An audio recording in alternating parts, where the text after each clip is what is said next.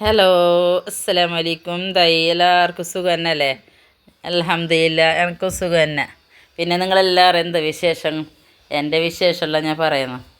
ഇന്ന് രാവിലെ തന്നെ എണിച്ചിട്ട് കടലൻ്റെ കറി ആക്കിയ ചെറുങ്ങനെ പറ്റിച്ചിട്ട് ആക്കിയത്. പിന്നെ തേങ്ങ നരച്ച് കൂട്ടിയിട്ട് അങ്ങനെ ആക്കിയ. പിന്നെ അതിൽ നമുക്കില്ലേ ദോശ തെള്ളാൻ ചീയപ്പം ഇതെല്ലാം ചെല്ലുന്നു.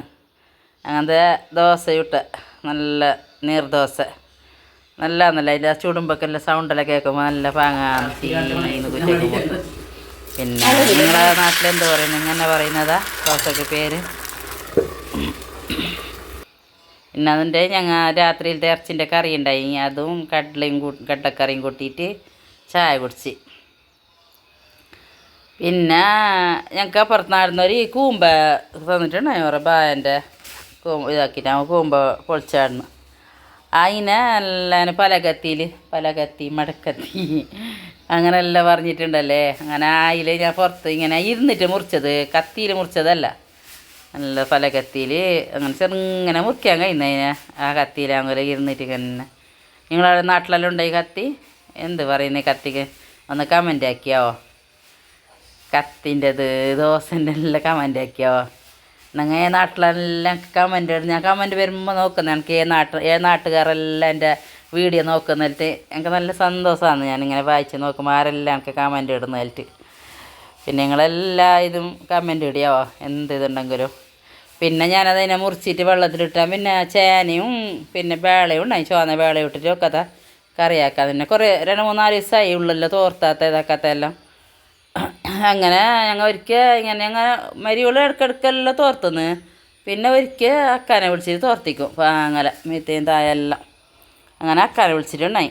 ഇല്ല തന്നെയുള്ള അക്കാനെ വിളിക്കല്ലേ. ഇപ്പോൾ ഇത് കുമ്പളേന്ന് വിളിപ്പിച്ച.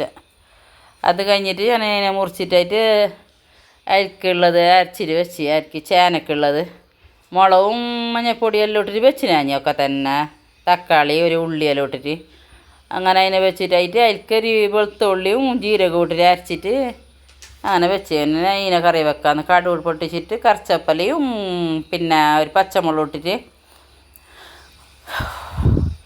ബാട്ടി അതിനെ ബാട്ടിയിട്ട് പിന്നെ ആ കൂമ്പ മുറിച്ചതില്ലേ അതിനെ പാങ്ങല അരിപ്പയിൽ വെച്ചിട്ട് കൂറ്റിയിട്ട് അതിനെ അതിനെ ഇട്ടിട്ടായിട്ട് പിന്നെ അതിൽക്ക് തേങ്ങയും മുളക് പൊടിയും മഞ്ഞൾപ്പൊടി കുറച്ച് ജീരകം പിന്നെ ഒരു നുള്ള് ജീരകവും പിന്നെ 2 വെളുത്തുള്ളി ഇട്ട് അരച്ച് പിന്നെ നോക്കുമ്പോൾ നമ്മളെ വേള തളിച്ചിട്ട് വന്നിന്, വേളയും ചേനയും തളിച്ചിട്ട് വന്നിന്.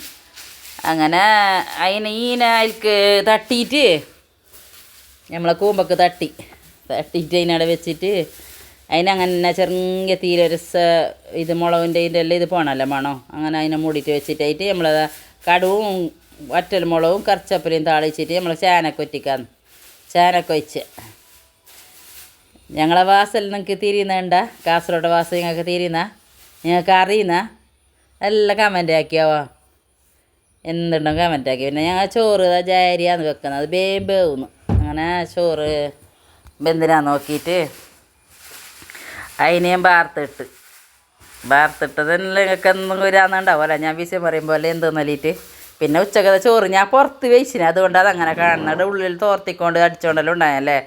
അങ്ങനെ പുറത്ത് വെച്ചു. അങ്ങനെ എൻ്റെ വൈകിട്ട് നാളെ എൻ്റെ പുള്ളീൻ്റെ പരിപാടി എന്ന് പറഞ്ഞിട്ട് എൻ്റെ അനിയത്തി ഞങ്ങളെല്ലാം ഇങ്ങനെ പോകാൻ വേണ്ടിയിട്ട് വന്നിട്ടുണ്ടായി. അങ്ങനെ പത്തലും നല്ല അരച്ചിട്ട് പിന്നെ ഞാനിതൊന്ന് കാണിച്ചിട്ട് കുറേ കാണിച്ചല്ലേ എന്നിട്ട് നല്ല ചിക്കൻ്റെ കറി, നല്ല അതിന് ചിക്കൻ്റെ കറി നല്ല പാങ്ങായിന്. ചിക്കൻ്റെ കറിയും പത്തലും ആക്കി ഞങ്ങൾ രാത്രി ഒരു കട്ടനെല്ലാം വെച്ചിട്ട് ചായ കുടിച്ച് അങ്ങനെ സന്തോഷത്തിലെല്ലാവരും അനിയത്തി മൂത്തോളെല്ലാം ഇരുന്നിട്ട് നല്ല പാങ്ങാൻ ചായയിട്ടുണ്ടായി. പിന്നെതാ പുള്ളി മൊയ്ലാഞ്ചിക്ക് ടീച്ചർ മെസ്സേജ് ഇട്ടേ. പിന്നെ അവർക്ക് കോൽക്കളി ഉണ്ട്, അങ്ങനെ ഇത് മൊയ്ലാഞ്ചി വെക്കണം ഇടാക്കൊക്കെ വന്നിട്ട്